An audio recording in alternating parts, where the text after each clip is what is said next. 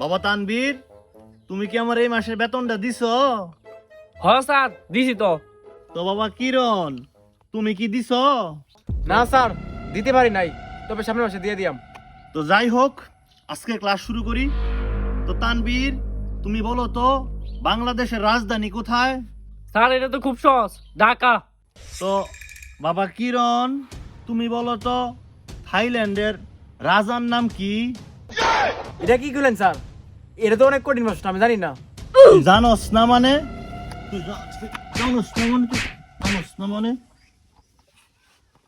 আচ্ছা তানবীর, তুমি কও তো বাংলাদেশের বর্তমান প্রধানমন্ত্রীর নাম কি? স্যার প্রধানমন্ত্রী তো নায়িকা, প্রধান উপদেষ্টা ডক্টর ইউনূস স্যার।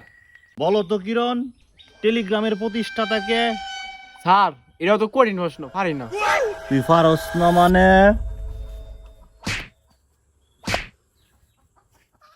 স্যার আর মারুন না, যে কাল এমনি ফাইভটা দিলাম। তে বাবা, এই কথাটা তুমি শুরুতে কইলেই তো পারতা।